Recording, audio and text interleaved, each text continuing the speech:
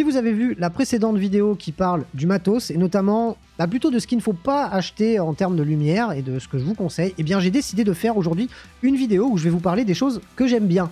Parce que c'est bien de parler de choses positives.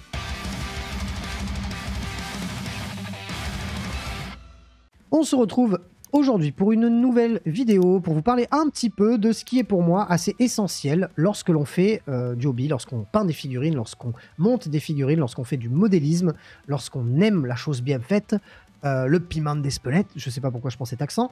Bref, je voulais vous faire le petit listing de ce qui est pour moi complètement incontournable en termes d'outils pour faire du modélisme, du hobby, de la peinture, les choses que j'utilise quasiment quotidiennement lorsque je peins.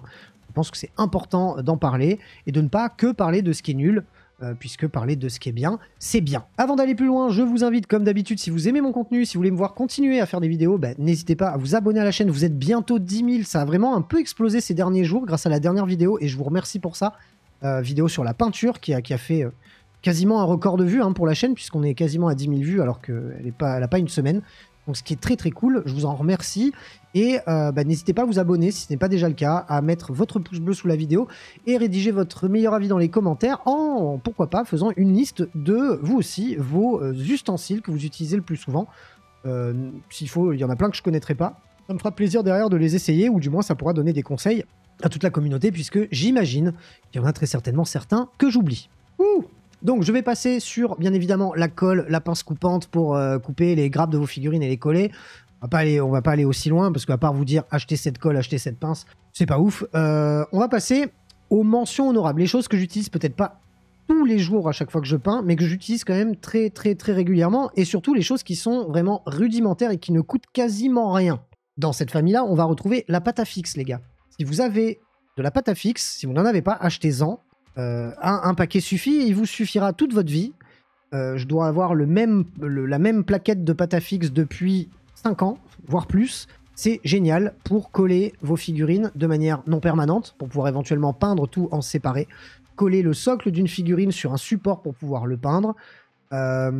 Masquer des parties de votre figurine lorsque vous n'avez pas envie de mettre de l'aéro dessus ou ce genre de choses, même si on va voir aussi qu'on a d'autres matériaux aussi qui peuvent être utilisés, mais la pâte à fixe marche très très bien. La pâte à fixe a pour... ça n'arrache pas la peinture lorsque vous l'enlevez, donc si votre peinture est suffisamment sèche, si vous mettez de la pâte à fixe dessus, lorsque vous l'enlèverez, lorsque vous la décollerez, ça va pas arracher la peinture.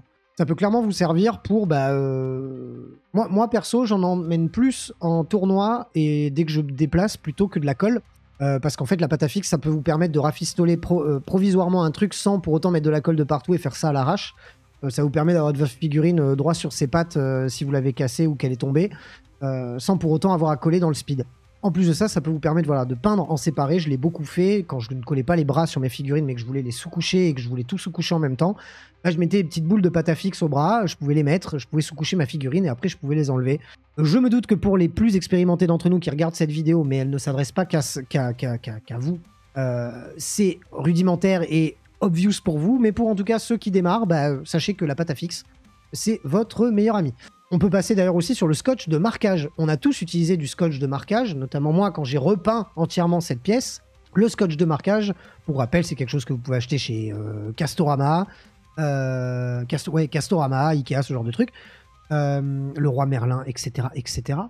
Je rappelle que pour faire cette vidéo, aucune marque ne m'a payé ou fait de placement de produit. Personne ne m'a payé pour mettre un truc en avant au lieu d'un autre. J'ai encore à le dire parce que faut souvent faire des disclaimers pour pas s'en prendre plein la gueule. Bref, le scotch de marquage, ça sert à planquer les plinthes de votre appartement lorsque vous peignez les murs, faire les angles, bref, ça vous sert à ne pas dépasser avec votre peinture. Et le scotch de marquage, dans le hobby, il m'a sauvé la vie plein de fois. Il m'a sauvé la vie à des moments où je faisais des gros brossages humides avec un gros pinceau à bourron et que j'avais pas envie de passer sur certaines zones parce que j'ai mis du scotch de marquage dessus. Donc forcément, ça a préservé la zone de la peinture. Mais en plus de ça, là où je m'en suis encore plus servi, et d'ailleurs je m'en sers en ce moment pour faire des croix de la Death Company sur mes figurines de la Death Company, ça peut vous permettre de tracer des lignes, de faire des formes géométriques. Moi j'avais fait comme ça une croix sur un rhino. Je l'avais fait dans ma formation de peinture pour vous montrer. Ça peut vous permettre de dessiner des formes très facilement en collant simplement deux bouts de scotch, ou encore à même faire, vous savez, lorsque vous avez envie de faire un motif un petit peu comme dans le BTP, où on est sur un fond jaune avec des bandes noires. Et ben les gars, le scotch de marquage, c'est votre meilleur ami si vous n'avez pas envie de faire ça en freehand. Et ben vous collez 2 scotch de marquage parallèlement, vous faites votre ligne noire, vous les enlevez. Je m'en suis beaucoup servi pour faire l'effet énergétique sur les épées, notamment de mon armée, mon ancienne armée Grey Knight, pour, vous savez, faire l'effet damier sur les épées énergétiques. Vous savez, quand vous avez la lame et qu'elle a un trait au milieu qui sépare les 2 tranchants de la lame, et que vous voulez faire le haut gauche avec une couleur claire et le haut droit avec une couleur foncée. Et inversement, vous savez, en forme vraiment de damier, de dégradé de couleur. Moi, c'est comme ça que j'ai pu faire plein d'épées énergétiques, simplement en collant mon scotch sur une face de l'épée, pour lorsque je fais mon brossage humide, parce que moi je fais ça à la truelle, vous le savez, avec mes pinceaux de brossage humide pour faire des dégradés vraiment rapides sans avoir à faire 26 lavis. Et bah du coup, d'ailleurs, même si vous le faites à l'aéro, et bah ça vous planque l'autre partie de l'épée et ça fait que lorsque vous allez le décoller, bah, l'autre partie de l'épée n'aura pas été polluée par la peinture que vous aurez déposée sur l'autre moitié. C'est ultra efficace. Enfin, moi perso, du scotch de marquage, j'en ai depuis le début que je refais de la peinture. Donc voilà, pour moi c'est un total banger sur les ustensiles. On va passer à des ustensiles un peu plus chers, on va dire, oui, enfin du moins qui demandent un petit peu plus de ressources lorsqu'on les achète, mais qui peuvent vous durer assez longtemps. Je vais vous parler de ce magnifique outil qui est les barboires. Les barboires. C'est pas plusieurs barboires, c'est un outil qui s'appelle un ébarboire. Alors celui que vous voyez là, c'est l'officiel de l'éditeur que vous pouvez trouver comme d'hab chez My Hobby Place, etc., etc. Vous commencez à avoir l'habitude. Cet outil-là, moi je l'ai changé il n'y a pas longtemps pour acheter le dernier qui est sorti là. Non pas parce que le mien était mort, j'avais acheté d'ailleurs l'ancien du même éditeur, hein, de Games Workshop, de Citadel du coup. Et je l'ai pas changé parce que l'autre était pété, je l'ai changé parce que, histoire tumultueuse d'une ex-copine qui s'est barrée avec. Enfin, qui s'est barrée avec. Bref, je l'ai oublié chez une ex-copine et je l'ai pas récupéré et du coup j'en ai acheté un autre, tout simplement.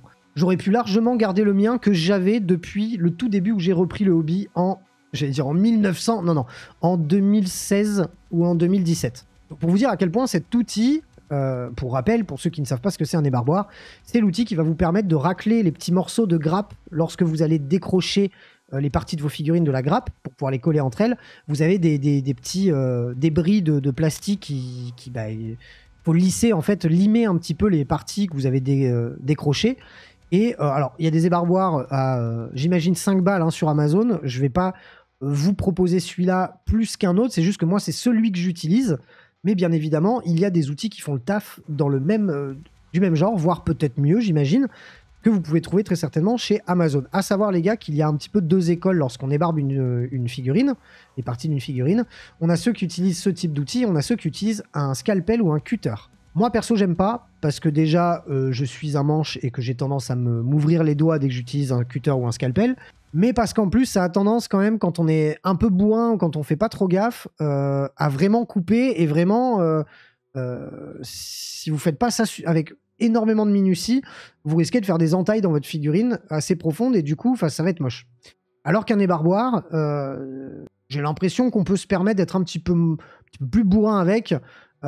Faut juste faire quand même attention à pas enlever trop de couches de plastique, mais on n'est pas en train de faire des entailles dans le plastique, c'est ça que je veux dire. Comme on est sur quelque chose qui n'est pas tranchant réellement. Donc voilà, c'est un outil que je vous conseille. Il n'y a pas pire hein, qu'une figurine bien peinte, bien collée, mais mal ébarbée. C'est dégueulasse. C'est vraiment le truc de base qui peut vraiment pourrir votre figurine si vous enlevez pas ces marques de plastique là, voire effacer certaines lignes de moulage qui peuvent être vraiment très moches. Un gros big up à Guy qui peint beaucoup pour le studio et qui m'a beaucoup insulté parce que j'oubliais beaucoup de lignes de moulage qui pour moi ne se voyaient pas mais qui pour lui se voyaient. Donc voilà, bref, important, outil primordial lorsque vous faites de la figurine, ça c'est clair et net. Maintenant, moi je vous conseille celui-là parce que c'est celui que j'utilise. Maintenant, vous avez plein de déclinaisons. On n'est pas sur quelque chose... je vais pas vous montrer une dinguerie de le meilleur du meilleur. Je pense que tous les outils se valent à ce niveau-là. On va juste faire peut-être attention aux trucs un peu AliExpress à 4 balles qui peuvent vite se casser. Mais si vous prenez un truc robuste, ça tient, c'est comme une pince coupante, quoi. J'ai vu des mecs faire la promo de pince coupante à 50 balles et d'autres faire des promos de pince coupante à 5 balles. Et ça marchait tout aussi bien. Donc voilà, il n'y a pas de limitation au niveau de ça. Autre chose que je trouve important, les matériaux pour nettoyer vos pinceaux. Un bon savon et un Magic Brush. Le savon, je vous mets celui-là, mais moi personnellement j'utilise un vrai savon, hein, un savon dur. Vous pouvez acheter du Dove, du ce que vous voulez, moi j'utilise un savon. Je vous ai mis celui-là parce que je l'ai eu sous la main, mais vous pouvez très bien prendre un savon en dur. Non, par contre l'outil, moi, que je trouve vraiment incroyable, c'est celui-là. C'est le Magic Gel for Brush de chez AK Interactive, Aptelong 502. C'est, vous tapez ça, vous en avez chez Wargame Spirit, que je salue au passage, à qui je fais un gros bisou. Ça, les gars, je trouve ça incroyable. Typiquement, moi, dès que je termine ma session de peinture, je prends mes pinceaux, je les nettoie avec du savon, et après, je leur fais le petit bain dans le Magic Gel, c'est-à-dire, je trempe la pointe de mon pinceau dans ce Magic Gel, qui a un aspect un petit peu collant, visqueux, bleu. On dirait un produit Lush. J'ai trop envie de le manger. Bon bref, ne le mangez pas, c'est pas une bonne idée. Ne le mangez pas. Comme Danny Boone. Mettez-vous dans un sac poubelle, ne le mangez pas. Bon bref, vous m'avez compris. Vous trempez la pointe de votre pinceau dans ce petit gel, vous le laissez agir. Moi je le laisse agir une vingtaine de minutes. Et après, bah, vous le nettoyez, vous le rincez, vous enlevez le surplus pour être sûr qu'il reste rien dedans. Et alors les gars, ça redresse. Et c'est pas bleu pour rien les gars. Hein. Une référence à une petite pilule, pour ceux qui en ont besoin. Ça n'est pas pour rien que ce gel est bleu. Il redresse les poils de votre pinceau. Vous allez avoir un pinceau comme ça. Wow. Ça se voit que ça fait une semaine que j'ai pas fait de vidéo, les gars. Hein. Enfin, que j'ai pas fait de live. Hein. Je suis en roue libre complet. Hein. J'espère que j'ai pas avoir de problème. Bref, si vous voulez avoir le pinceau comme ça, eh ben, utilisez le Magic Gel for Brushes. Voilà. Je vais m'arrêter là parce qu'après, je vais aller beaucoup trop loin dans la connerie. Ensuite, autre outil très intéressant et surtout beaucoup moins cher que la Green Stuff qui coûte très très cher. La Milliput. Et quand je dis Milliput, YouTube et Twitch, ne me censurez pas, cette marque s'appelle Milliput. J'ai bien dit Milli et pas Mini, sinon ça aurait été encore plus bizarre. La Milliput, c'est une pâte que vous mélangez comme de la Green Stuff, c'est-à-dire que vous prenez la partie verte et la partie jaune, vous la mélangez et ça vous fait une pâte, un peu comme de la pâte à modeler ou de la... J'utilisais ça quand j'étais gamin, j'en faisais beaucoup de la pâte Fimo. Sauf que cette pâte-là, vous allez l'utiliser et elle va durcir au bout de quelques heures.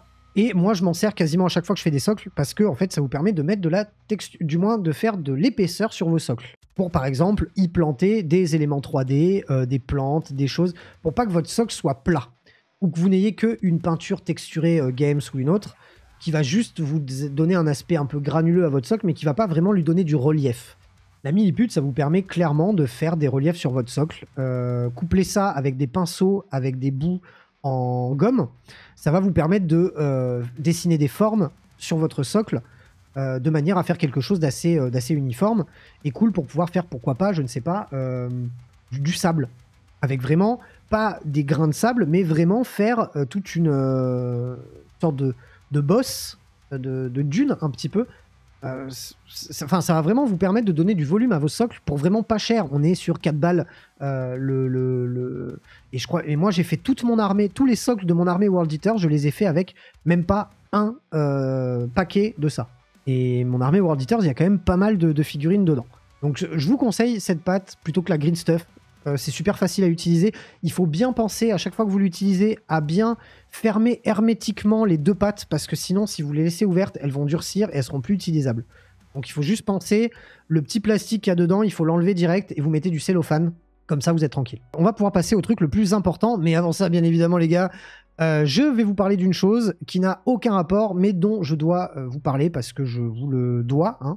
Vous êtes nombreux à suivre la Wargame Room. Vous savez que je suis transparent et que j'aime à savoir que vous ne pensez pas être comment dire, biaisé ou bref, vous m'avez compris. Je vais vous parler d'un des partenaires de la chaîne puisqu'aujourd'hui je me pose beaucoup de questions à ce niveau-là. Je vais vous parler de Oli. Vous le savez, je fais la promo régulière de Oli sur la chaîne, qui est une boisson que je consomme de manière très régulière. Qui m'a permis de pas mal calmer le sucre, de pas mal calmer les déchets. Mais c'est une boisson qui subit des controverses en ce moment. C'est une marque qui subit des controverses en ce moment, puisque on a eu une vidéo que je vais vous mettre d'ailleurs dans les commentaires, histoire que vous puissiez voir et vous faire votre propre avis sur la question. On est sur quelque chose de pas complètement oufissime en termes de santé.